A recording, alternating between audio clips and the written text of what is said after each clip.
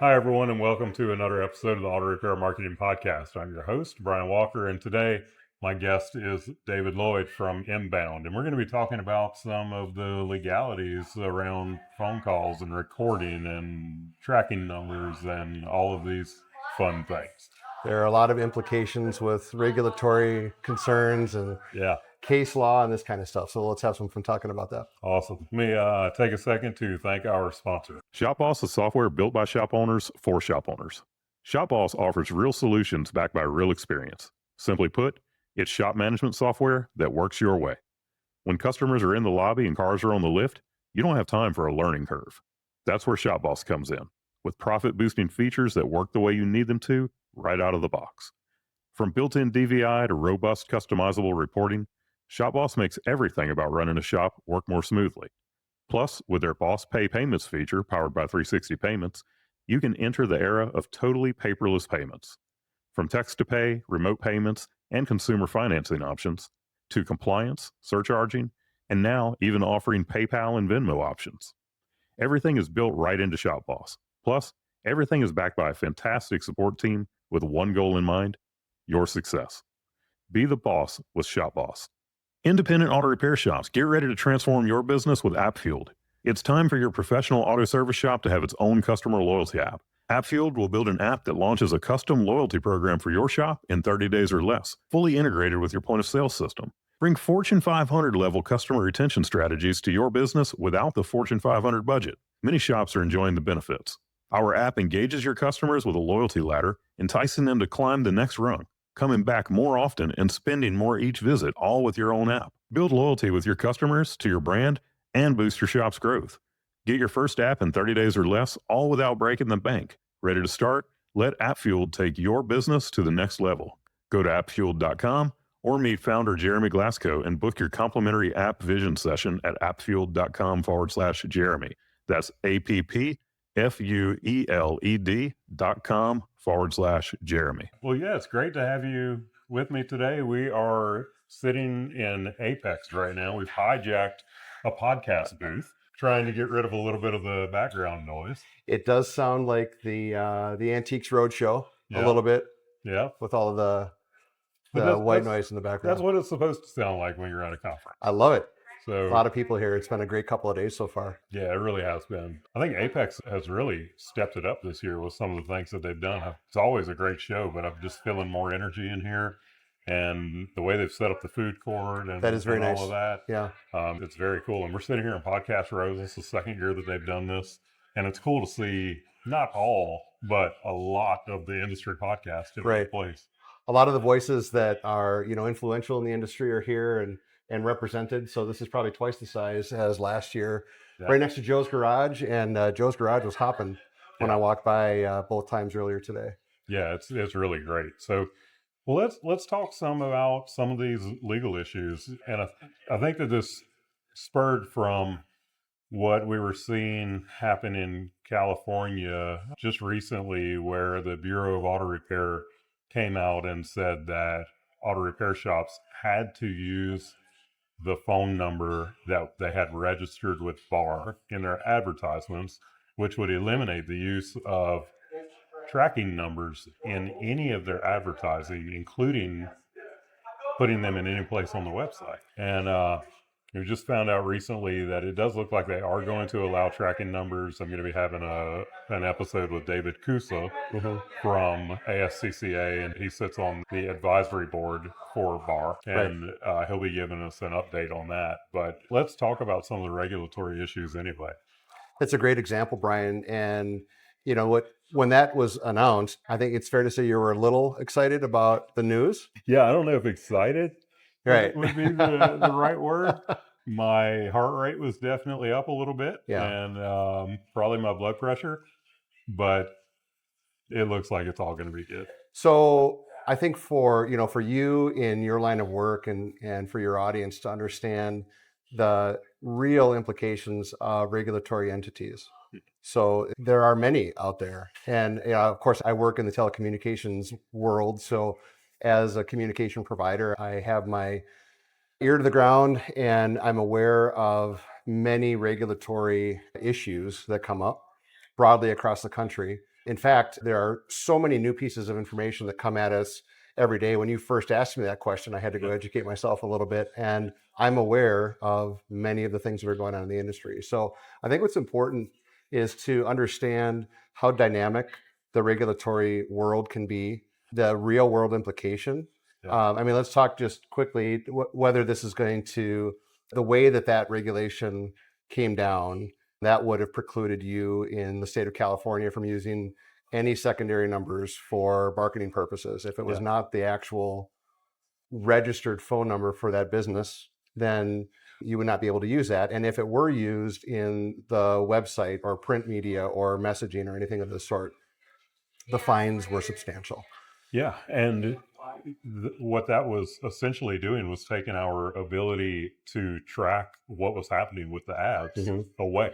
And there's still some things that I need to gain some clarity on, like having to have their bar registration number in the ads. And it's like, does that include Google Ads? Because if it does, there's not a lot of space there for it. Like we have very limited amount of space to put any kind of text or anything in ads like that. So I want to find out some of the information on that. But the thing that really surprised me about it, and it shouldn't surprise me, but the first person I called was you when I saw that, because I'm like, okay, David is in the phone call and advertising business. If anybody knows anything about this, he's going to know about it. And you weren't familiar with it. I learned about it from a client. And when you have a situation like that, it's like, okay, an organization in the state of California decides that this is going to be the law for their area. But as advertisers, we don't even know about that. And then when I called BAR to find out some more information on it, nobody at BAR could tell me about it either. They knew nothing about this law. Yet here it is. Thank God for ASCCA sharing this information, but it was on their website with much of the information, I should say. Yet nobody at BAR knows about it. And we, as marketers and advertisers, I'm a marketer having to hear about this from a client. It's like, what do you do about things like this that come down the pipe and we have no information on it? Things can be happening that we know nothing about. And the way that, of course, that came across, it took effect prior to really the date that you found out about it, and that I had learned more about it and so forth. So you asked a valid question. What do we do about that? Right? We're involved in advocacy groups, right? So however we're plugged in across the industry, this becomes important.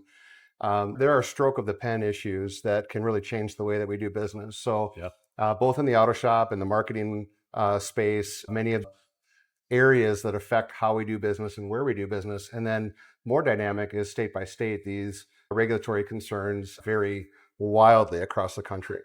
So I think it's really important for your audience to understand, one, make sure that you have good open communication with your providers, like what Brian and Kim do, and then also that you're involved both in your local community, but broadly in the industry, so that you have awareness, that you are involved in the knowledge sharing process, so that you can understand that there are regulatory concerns or considerations. And there are some that are on national scope, but there are some that are local or state-based as well.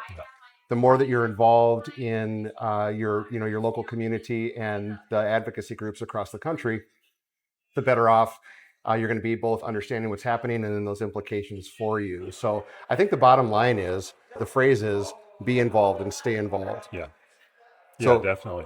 We see a lot of times that I think, okay, well, I've hired a company to do X, Y, Z, or that won't affect me. And in fact, you as the business owner, I as the business owner, we all need to be aware that somebody somewhere can actually, some bureaucratic regulatory entity can just stroke of a pen cause something that affects you or myself, or an organization that we've hired within our business to do something on our behalf.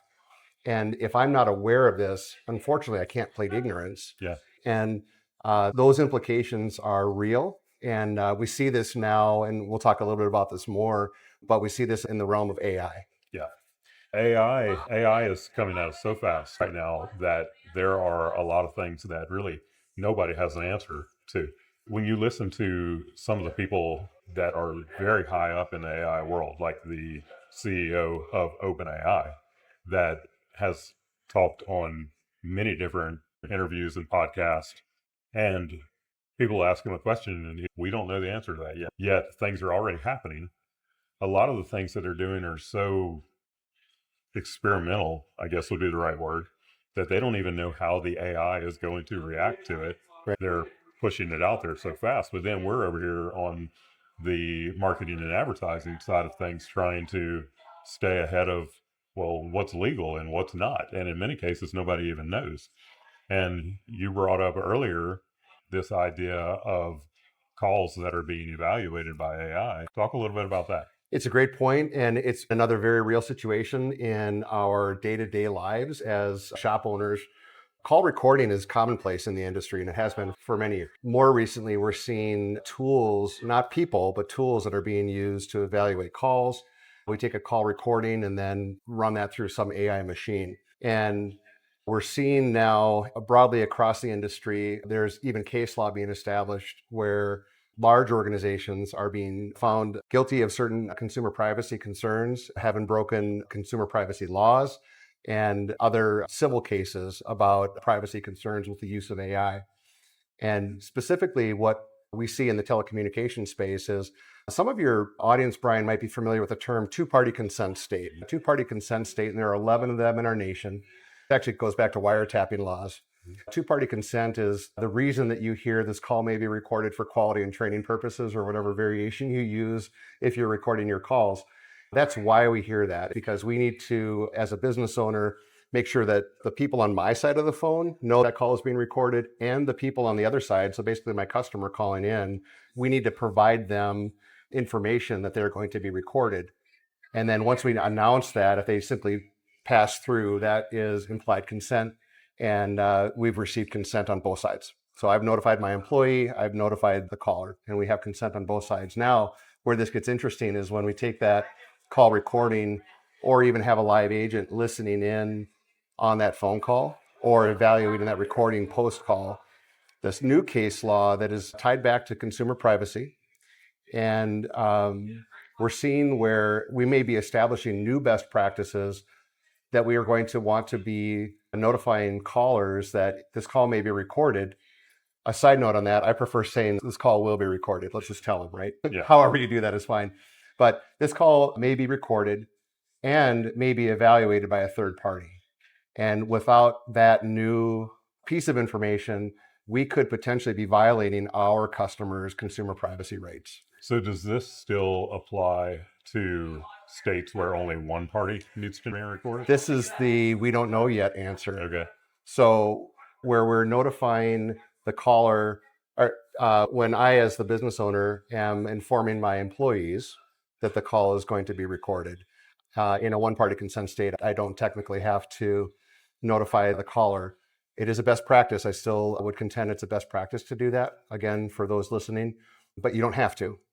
And what we don't know is, do we have to also inform them that this call is going to be evaluated by some third-party observer? It could be another person. It could be AI. We might be transcribing that call and running this through some kind of a scorecard or a model, use it in training, all of these things. So it is very dynamic. And I think if we're making ourselves open to the idea that it could change and the implication, if I don't comply as a business owner, what could that potentially mean for me?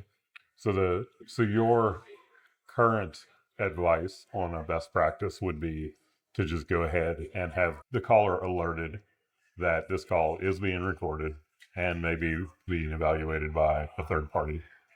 So it's a great point. I tend to be fairly conservative on this topic, and making the notification is my recommendation on a best practice. So whether you're in a one-party consent state or a two-party consent state, I do believe it's a best practice to notify the caller that this call is going to be recorded. Yeah. And speak in, if it will be recorded, just tell them.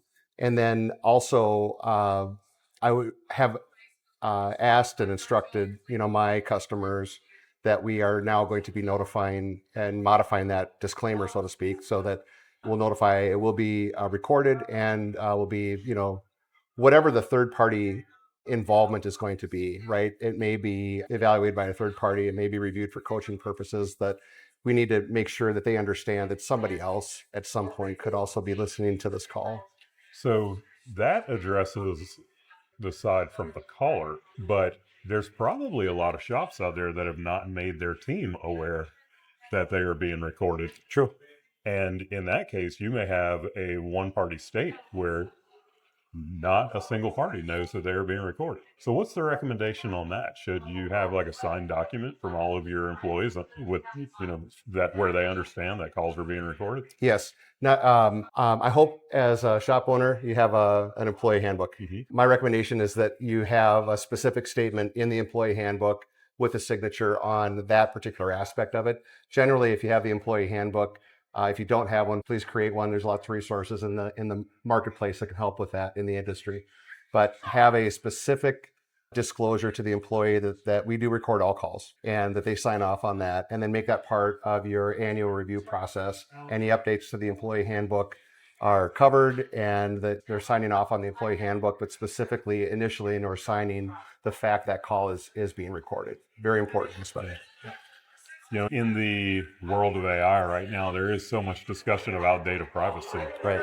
And I'm assuming that a lot of the reason for this is that essentially AI could learn that Susan Smith is bringing her car in and has a $8,000 repair estimate on it.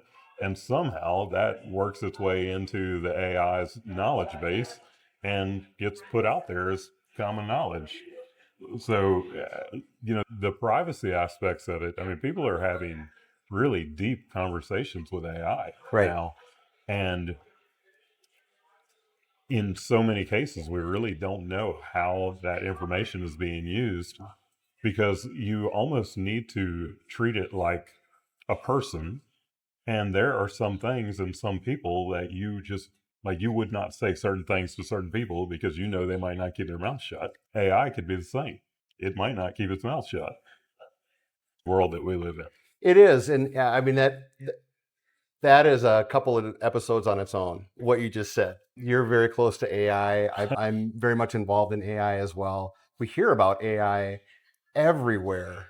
Every day we're learning about AI from helping us guide, simple practice and process within our business, all the way through, employee development and more broadly, our interactions with our customers and beyond. So you ask a great question or you make a great point that what actually happens with that? Yeah. The question has been asked since AI really came around, like who owns it? How far does it go?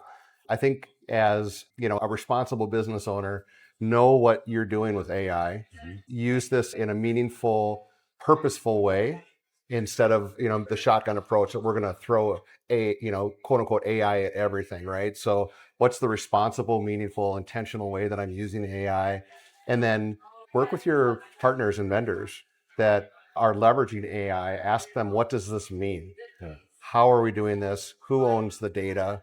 Ideally, they'll be able to answer that question. Yeah. And then what is the protection around this? So if I am utilizing personally identifiable information for my customers in the process of leveraging AI for anything, what are the risks that can be sent out, as you described in your example, sent out to another place or to another company, that it could be used in a different way than what I have originally intended? And am I disclosing something personal about my customer or my family or myself and completely being unaware of that? So we hear about data leaks all the time, but this is very important because we're sharing very personal information about ourselves and our businesses and our customers, and we don't know where that goes. I taught a class at ASTA where I was teaching people about how to get their businesses recommended by AI. Great. And when teaching there was about how AI gets to know the person that's using it. And we might be sitting right next to each other using the same exact query and get different answers because my AI has learned things about me. Your AI has learned things about you, and it personalizes the information that it gives back to us. And when I'm prepping for that, I went into ChatGPT and just asked it a simple question, simple prompt. Tell me everything you know about me. And I was going to screenshot that and put it up in the classroom. And when I saw it, I'm not putting that up there because, it even had my mother's maiden name in there. And it took me half a second to, I'm like, how does it? And it's like, oh, I had just written an obituary for her not long before that. But it was a roadmap to how do you steal Brian Walker's identity? Yeah, And listen, stop it. I am not putting that up in the classroom, but it knows so much about us. Yeah, It's an amazing tool. It is an absolutely amazing tool, but we really do have to be careful about it. And you were talking about some of the best practices that you recommend. Really, every business should have an AI use policy that they have signed by all of their teammates. That's something that we just spent some time doing not long ago, was to create an AI use policy. We sent it out, had every team member sign it. yep. Now it's part of the onboarding. When a new person comes on, they sign it. If we have updates to it, then it'll get sent out again and they'll sign it again. And you're doing this with your business? Yes, every one of our employees has signed our AI use policy. And a lot of that is about features that they can turn on, not turn on, and the ways that they can use it, and the types of data that they can put into it, and those sorts of things. To be careful with this. Exactly. In the business world, this is broad reaching as well, where an employee may lean on or leverage AI to facilitate their work product and claim something that they haven't produced as their own. Yeah. So that can be a rabbit trail, but this is important too, in our automotive aftermarket collective audience here, that how are we using the tool? I love the idea of the policy. Mm-hmm. And just like any other policy that we have, including the phone recording policy, right? Yeah. Let's identify what it is. So when we know what it is and have documented and communicated that, we now know what abnormal looks like. So if we know what normal looks like, we know what abnormal looks like. And we can point back to how we're going to use AI responsibly in our business and how irresponsible use of AI might look as well. Yeah. So anything else that we should talk about? Yeah, I think being aware, both in the communication and marketing and the other facets where we're using technology and AI today, make sure that you have close relationships with your vendors and your partners, that you've trusted with your business to help you, that you understand the implications of some of these regulatory concerns and the legalities associated with that. There are federal and state and local jurisdictions that have legal and regulatory concerns that affect you in your day-to-day business. So make sure that you are intentional and purposeful about your vendors that you use and that you have open communication so that as things come up, because it's a very dynamic world, and as a new regulation comes up, you're not going to be caught off guard, and that we can all work together. And again, get plugged into your training organizations in your community. We have great training organizations across the country for owners and service advisors and technicians. Be part of that and recognize them for the advocacy that they represent to you and your business as well. Yeah, this is some great advice. All right, to our listeners, I want to tell you about a new app that we have at the Automotive Repair Podcast Network. And I don't say this just because I'm part of this network, but this app is fantastic. It is an app that is going to have all of the podcasts in it that are part of the ARPN. And in this one app, you can listen, you can set favorites, you can save your favorite shows. When they built this, they did a really, really good job with it. And I have it. It's super easy to use. yeah. So the content's amazing. You can download it at automotiverepairpodcastnetwork.com. Remember, the Auto Repair Marketing Podcast is just one of currently 6 podcasts that are on the Automotive Repair Podcast Network. And you can find all of them at that same address, automotiverepairpodcastnetwork.com. I want to thank our sponsors again for sponsoring the show. And I want to thank you for listening in. I hope that you'll listen in again next week. And until then, go fill those bays.